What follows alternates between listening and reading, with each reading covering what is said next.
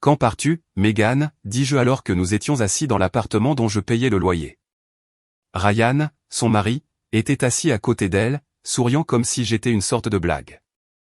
Il me regardait toujours comme si j'étais son inférieur, comme si j'étais un idiot qui ne réalisait pas qu'il était utilisé. Et peut-être que, pendant longtemps, je l'ai été. Je venais de rentrer avec les sacs habituels et de petits cadeaux pour mes neveux. Ils ont couru vers moi comme ils le faisaient toujours, excités, me serrant les jambes, attrapant les sacs pour voir ce que je leur avais apporté cette fois. C'était la meilleure partie de mes visites, voir leurs petits visages s'illuminer, savoir que je faisais quelque chose de bien pour eux. Mais Megan, elle observait avec cette irritation familière dans les yeux. Elle avait toujours été comme ça. Si je passais trop de temps avec ses enfants, elle se fâchait. S'ils étaient plus excités de me voir qu'elle, elle se mettait sur la défensive. Elle avait l'habitude de faire de petites remarques, mais ces derniers temps, elle s'était transformée en plainte. Une fois, elle m'a même dit qu'elle n'aimait pas qu'il m'admire autant, comme si être un bon oncle était un problème. Et pourtant, je l'aidais toujours. Je payais son loyer, $1200 par mois pendant plus d'1 an. Cela ne comptait pas les fois où je lui envoyais de l'argent supplémentaire quand elle n'avait plus de provisions, ou la fois où j'ai payé pour faire réparer sa voiture, ou les innombrables petites dépenses qui, d'une manière ou d'une autre, me revenaient toujours. Je l'ai fait parce que nos parents me l'ont dit. La famille est de la famille, et comme je me débrouillais bien financièrement et que non, je devais me bouger. Alors je l'ai fait. Et maintenant, après tout ça, tout l'argent, toutes les faveurs, toutes les fois où je me suis présenté quand ils avaient besoin de moi, elle était assise là, confortablement installée dans la maison que je payais, agissant comme si ma présence était un inconvénient. Ryan, toujours souriant, se tenait en retrait et appréciait le spectacle. Il ne m'avait jamais respecté. Pour lui, j'étais un loser, un type pathétique qui gaspillait son argent pour la famille de quelqu'un d'autre pendant qu'il se moquait dans mon dos. Quelque chose en moi a changé. Je l'avais toléré trop longtemps. Je posais les sacs pour les enfants et regardais Megan droit dans les yeux. Si je te dérange tant, je m'en vais. Elle ricana, levant les yeux au ciel comme si je faisais du cinéma. Mais Ryan, lui, a ri. Pas un rire poli, pas un rire gêné, il a vraiment ri. N'oublie pas les factures la semaine prochaine, lança Megan alors que je prenais mes clés. Ryan sourit. Ouais, n'oublie pas. Je m'arrêtai à la porte et me retournai vers eux. Oh, ne vous inquiétez pas, dis-je. Je me souviens de tout. Et puis je suis sorti. Ils ne me croyaient pas quand Megan m'a envoyé un texto la semaine suivante au sujet du loyer et que je l'ai ignoré, pas quand elle a essayé d'appeler et que j'ai laissé sonner, pas quand elle a envoyé un autre message cette fois en faisant semblant d'être gentille, disant qu'elle voulait juste parler. Pendant 3 semaines, j'ai été silencieux. Je ne me suis jamais présenté, je n'ai jamais répondu, je n'ai jamais envoyé un centime. Puis, la 4e semaine, lors du dîner d'anniversaire de notre mère, tout a finalement explosé. Je n'avais pas vu Megan ou Ryan depuis presque 1 mois. Ignorer leur texto m'avait paru bizarre au début, mais la 2e semaine, je me sentais bien, libéré. J'avais passé des années à être celui sur qui on pouvait compter, celui qui se présentait, celui qui aidait. Maintenant, pour la première fois, je les laissais se débrouiller seuls, et je savais qu'ils avaient du mal. Les messages de Megan avaient changé au fil du temps. Au début, elle demandait l'argent comme s'il s'agissait d'un paiement prévu. Puis elle a essayé de culpabiliser, en parlant des enfants. Dash, je pensais que tu aimais tes neveux. Quand ça n'a pas marché, elle s'est fâchée. Dash, tu ne peux pas couper les ponts avec ta famille comme ça, Clayton. Tu nous dois ça. Mais je ne leur devais rien. Je m'attendais à ce qu'elle craque un jour ou l'autre, mais je ne m'attendais pas à ce que ça arrive lors du dîner d'anniversaire de notre mère. Toute la famille était là, nos parents, notre tante et notre oncle, des cousins. C'était censé être une soirée paisible, mais dès que Megan m'a vu, son expression est devenue froide. J'ai à peine eu le temps de m'asseoir qu'elle s'est penchée et a sifflé, « On peut parler ?» Non, je ne voulais pas faire une scène, alors j'ai acquiescé et je l'ai suivie sur le côté de la pièce. Ryan est resté à table, observant comme s'il savait déjà ce qui allait arriver. Megan n'a pas perdu de temps. Le loyer est dû demain, Clayton.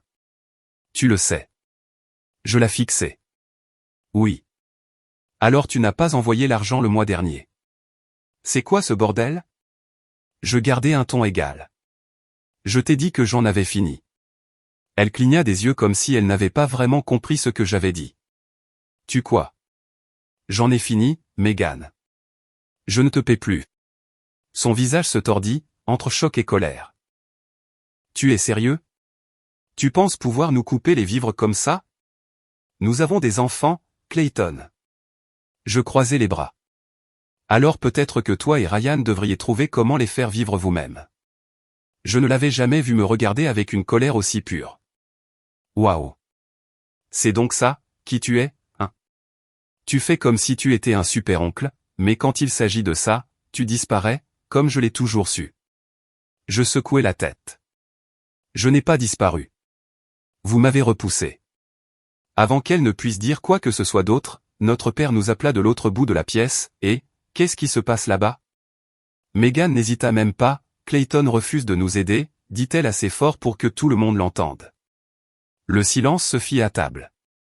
Notre mère semblait confuse. Qu'est-ce que tu veux dire? Megan se tourna vers elle, la voix pleine de frustration. Il sait que nous ne pouvons pas payer le loyer sans lui. Il nous a coupé les vivres sans nous prévenir. J'ai failli rire. Je vous ai prévenu quand vous m'avez dit de partir. C'est à ce moment-là que le visage de notre père s'est assombri. Clayton, pourquoi ferais-tu ça à ta sœur? Je le regardais, attendant qu'il pose la bonne question, attendant qu'il demande pourquoi j'avais arrêté, mais il ne le fit jamais. Megan continua, je veux dire, je comprendrais s'il avait besoin d'une pause ou quelque chose comme ça, mais nous abandonner complètement? C'est juste cruel. Ryan, toujours à table, finit par intervenir. C'est embarrassant, mec. Tu fais comme si tu étais meilleur que nous, mais au final, tu es juste égoïste. Je serrai les dents, mais avant que je puisse répondre, notre oncle David prit la parole. Attendez une seconde. Vous êtes en train de me dire que Clayton a payé votre loyer tout ce temps, Megan? Megan hésita. Je veux dire, il aide, oui. David ricana. Aide? Il a tout payé, n'est-ce pas? Maintenant, tout le monde regardait Megan et Ryan différemment. Notre tante Linda secoua la tête. Jésus, Megan, tu as vécu au crochet de ton frère en faisant croire que c'était son travail? Le visage de Megan rougit. Ce n'est pas comme ça. Alors c'est comment? Rétorqua David. Je restai silencieux et je les laissai se débrouiller. Ryan, se sentant clairement acculé, décida de changer de tactique. Écoutez, c'est la famille, d'accord? C'est ce qu'on fait. On s'aide les uns les autres. Ce n'est pas comme si Clayton était fauché, il pouvait se le permettre. Linda se tourna vers moi. Est-ce que c'est vrai? J'exhalai. Je pouvais me le permettre, mais ce n'est pas la question. Papa, maintenant ennuyé, agita la main. Bon, ça suffit. Clayton, aide-les encore un peu. Nous trouverons autre chose plus tard. Je secouai la tête. Non. La bouche de Megan s'ouvrit. Tu vas vraiment faire ça? Tu vas vraiment nous laisser nous faire mettre à la rue? Je la regardai dans les yeux. Ce n'est plus mon problème. Et juste comme ça, la pièce explosa.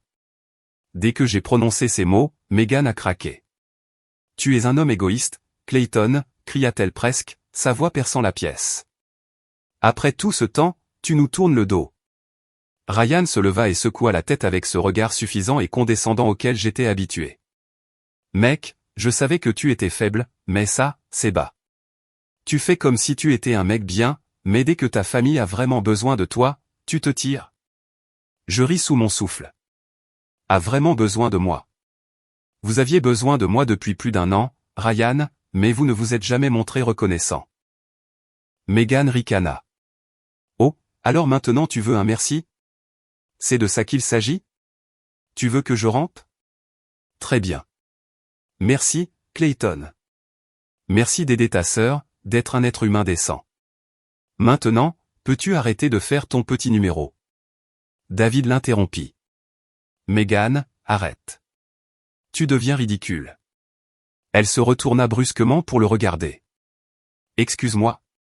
David secoua la tête, visiblement las de toute cette comédie.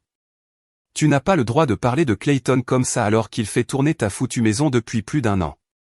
Toi et Ryan, vous êtes deux adultes, et vous avez compté sur lui comme s'il était votre guichet automatique personnel, et maintenant vous êtes furieux parce qu'il a finalement eu du cran.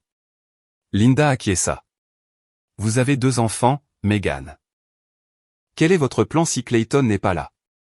Vous vous attendez juste à ce que quelqu'un d'autre intervienne et vous sauve? Le visage de Megan devint rouge. Nous avions un plan, marmonna Ryan. Nous avions juste besoin d'un peu plus de temps. Un peu plus de temps, répétai-je, regardant maintenant directement Ryan. Tu t'es moqué de moi tout le temps, en agissant comme si j'étais un idiot Dédé, mais maintenant tu t'attends à ce que j'aie pitié de toi. Les yeux de Ryan s'assombrirent. Fais attention à ce que tu dis, mec. J'inclinai la tête. Ou quoi? Il serra les dents mais ne dit rien. Il n'était pas habitué à ce que je réponde. J'avais laissé passer tellement de choses au fil des ans, ravalant ma frustration, me disant que ça ne valait pas la peine de se battre. Mais j'en avais fini avec ça. Notre père, visiblement mal à l'aise avec tout ça, finit par prendre la parole. Clayton, je ne sais pas ce qui se passe entre toi et ta sœur, mais ce n'est ni le moment ni l'endroit. Je le regardais. Tu ne sais vraiment pas ce qui se passe, ou tu ne veux tout simplement pas l'admettre? Son expression se durcit. La famille ne se tourne pas le dos. Et pourtant, quand Megan m'a traité comme de la merde pendant des années, tu n'as jamais dit un mot. Cela a touché quelque chose, car alors qu'il détournait le regard, Megan laissa échapper un rire amer. Waouh! Alors maintenant, c'est moi la méchante, hein? Linda croisa les bras. Si ça te va. Megan se tourna de nouveau vers moi.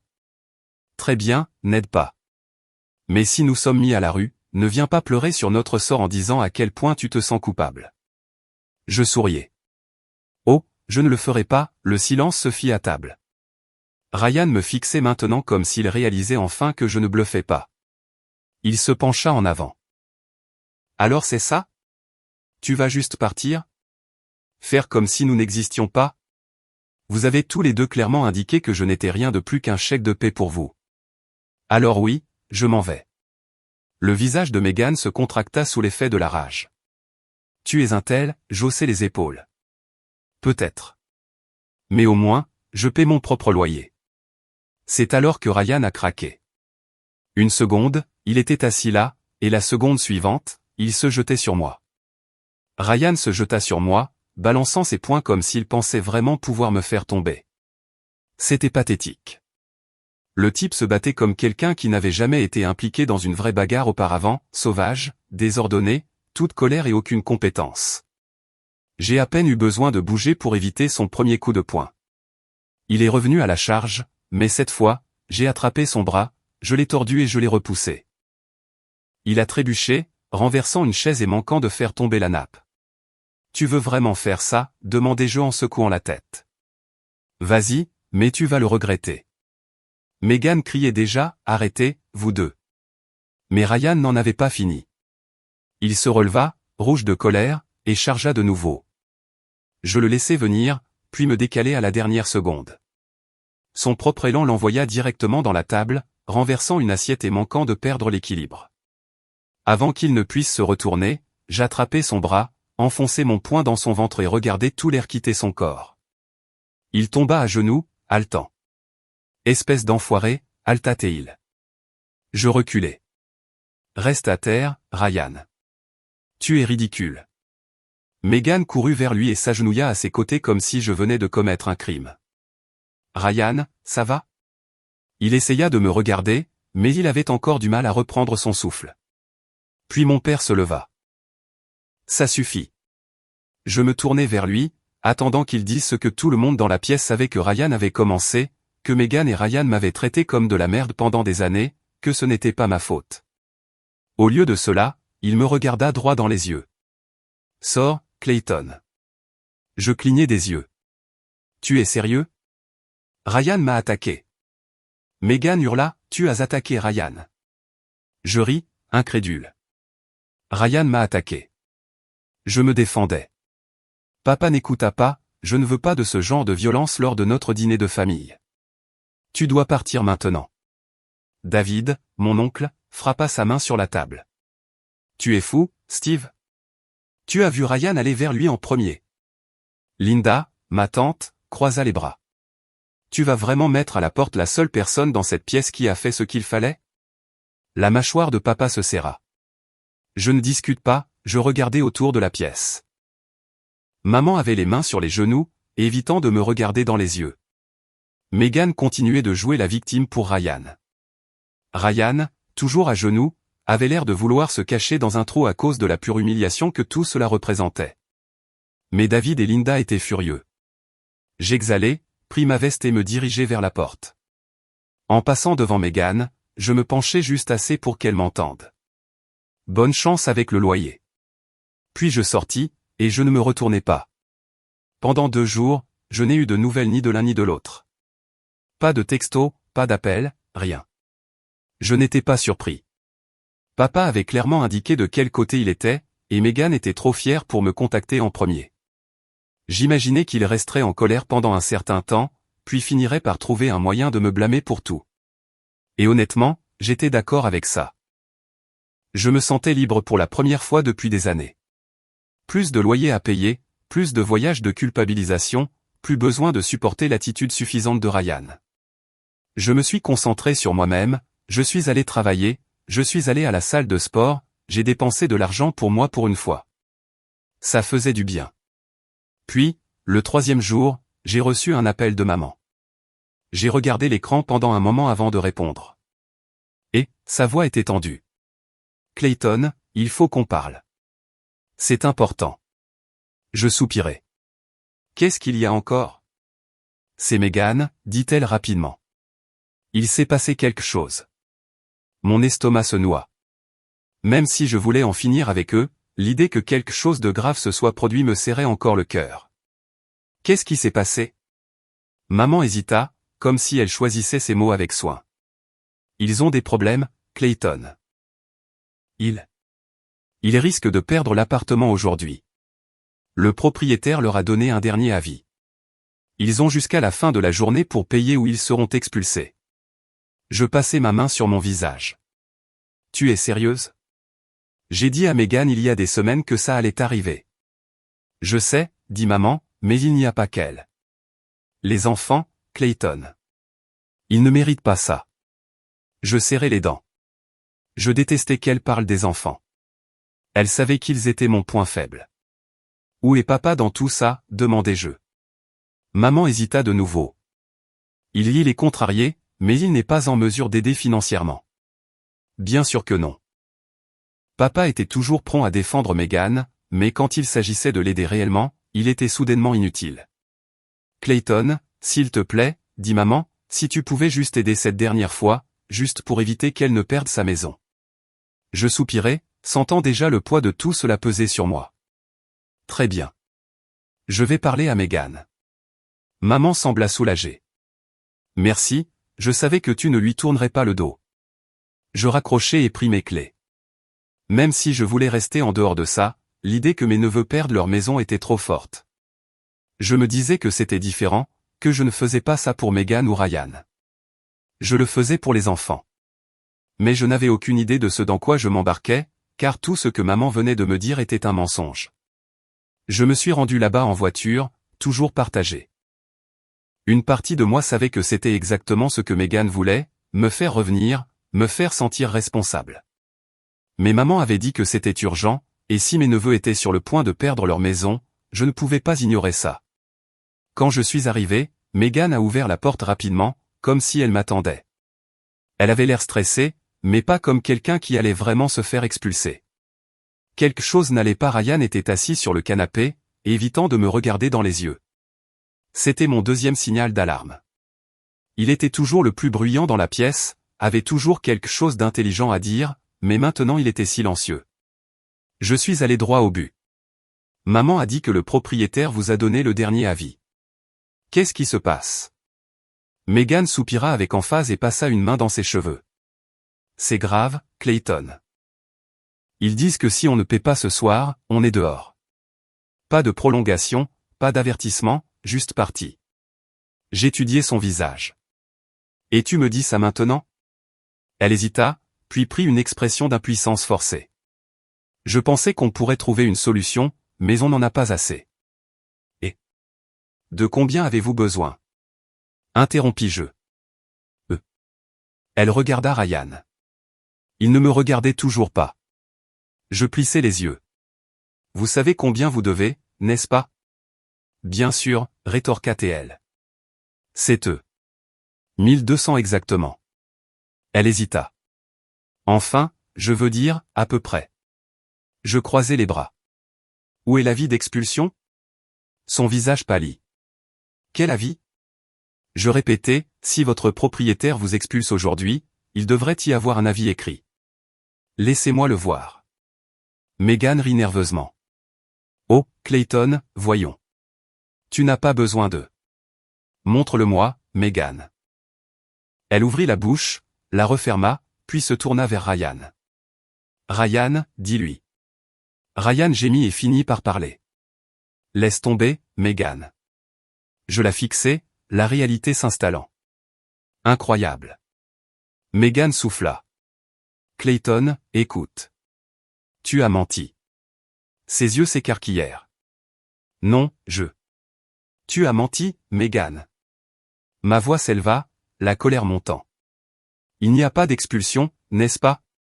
Elle croisa les bras. Je veux dire, pas encore. Je laissai échapper un rire amer. Waouh. Tu as demandé à maman de m'appeler, de faire croire que c'était une urgence, juste pour que je paie ton loyer à nouveau? Ce n'est pas comme ça, rétorqua-t-elle. Nous avons juste. C'est exactement comme ça. Je me tournai vers Ryan. Et tu étais d'accord avec ça? Ryan se contenta d'hausser les épaules. Ce n'est pas mon problème si tu es assez stupide pour te faire avoir. C'était ça. C'était le moment où quelque chose en moi a craqué. Je reculai et secouai la tête. Vous êtes vraiment pathétiques, tous les deux. Megan gémit. Oh, s'il te plaît. Tu fais comme si on te devait quelque chose. Tu as de l'argent, Clayton. Ce n'est pas comme si ça te faisait mal. J'exhalai, me forçant à rester calme. Tu as raison, Megan. Ce n'est pas une question d'argent. C'est une question de respect, et tu n'en as jamais eu pour moi. Elle leva les yeux au ciel. Oh, ça y est. Non, c'est fini. Cela la fit s'arrêter. Quoi? Je suis sérieux, dis-je, ma voix calme. Plus d'argent, plus de faveurs, plus de moi. Megan ricana. Tu fais du cinéma. Je souris. Tu verras à quel point je suis sérieux. Et sur ce, je suis sorti de sa vie pour toujours. Dès que j'ai quitté l'appartement de Megan, j'ai su que cette fois, c'était fini pour de vrai. Plus de seconde chance, plus de culpabilité, plus d'être utilisé. Mais avant de pouvoir m'éloigner complètement, il y avait une dernière chose que je devais faire. Vous voyez, quand j'ai commencé à aider, j'ai créé un compte joint pour faciliter les choses. Il était à mon nom, mais elle y avait accès pour pouvoir payer le loyer directement. J'avais arrêté d'y mettre de l'argent il y a des semaines, mais je ne l'avais pas vraiment clôturé. Alors, le lendemain matin, je suis allé directement à la banque et j'ai retiré jusqu'au dernier centime de ce compte. Il n'en restait pas beaucoup, peut-être quelques centaines, mais c'était à moi. Je l'ai transféré sur mon compte personnel et j'ai complètement clôturé le compte joint. Megan a dû se rendre compte que quelque chose n'allait pas assez vite, car quand je suis rentré chez moi, elle a fait exploser mon téléphone. Je n'ai pas répondu. Elle a envoyé un texto, tu as pris l'argent? C'est quoi ce bordel, Clayton? Puis un autre, tu n'avais pas le droit de faire ça. C'était notre compte. Et un autre, tu es un tel égoïste. J'espère que vous savez que je les ai tous lus, puis j'ai bloqué son numéro. Ryan a essayé ensuite, m'a appelé 5 fois de suite, m'a laissé un message vocal qui a commencé calmement mais s'est rapidement transformé en réprimande. Je l'ai supprimé sans écouter le reste. Puis maman a appelé. J'ai hésité avant de répondre. Clayton, commença-t-elle, sa voix plus douce que d'habitude, ta sœur est contrariée. Je ris. Ouais, je parie qu'elle l'est. Tu as vraiment pris tout l'argent du compte? Bien sûr que oui. Elle soupira. C'était vraiment nécessaire? Maman, j'en avais fini de l'aider, et je l'ai dit très clairement. Mais maintenant, ils n'ont pas assez pour payer le loyer du mois prochain, dit-elle. Ce n'est pas mon problème, dis-je simplement. Il y eut un long silence. Puis elle dit doucement, tu le penses vraiment, n'est-ce pas? Pour la première fois de ma vie, oui, je le pense. Elle n'a plus discuté après ça, peut-être parce qu'elle savait qu'il n'y avait plus rien à dire. 2 mois passèrent. Megan et Ryan n'ont pas réussi sans mon argent. Ils n'ont pas pu payer le loyer, et finalement, ils n'ont pas eu d'autre choix que de retourner vivre chez nos parents. Je n'ai pas eu tous les détails. Je ne leur parlais plus, mais j'en ai entendu assez de la part de David et Linda pour savoir que ça avait été un désastre. Megan détestait ça. Elle détestait avoir perdu le contrôle, détestait que ce soit moi qui sois parti, détestait être de retour à la maison au lieu de vivre dans son appartement. Et Ryan, d'après ce que j'ai entendu, il était malheureux aussi. David m'a appelé un jour, en riant. Tu l'as enfin fait, dit-il. Tu as enfin arrêté d'être le punching ball de la famille. Je souris. Ça fait du bien, honnêtement. Ça devrait, dit-il. Je suis fier de toi. Ça signifiait plus que ce à quoi je m'attendais. La seule chose qui me dérangeait encore, c'était mes neveux. C'étaient des enfants Coles. Ça me manque de les voir, ça me manque de leur apporter de petits cadeaux, ça me manquait de voir à quel point ils étaient excités quand je passais la porte. Mais je connaissais Megan, elle ne me laisserait pas les voir. Elle préférerait les punir en me coupant les ponts plutôt que d'admettre qu'elle avait tort. Cette partie était mauvaise, mais ce n'était pas suffisant pour me faire revenir. Parce que pour la première fois depuis longtemps, j'étais libre, et je ne renoncerais à ça pour rien au monde.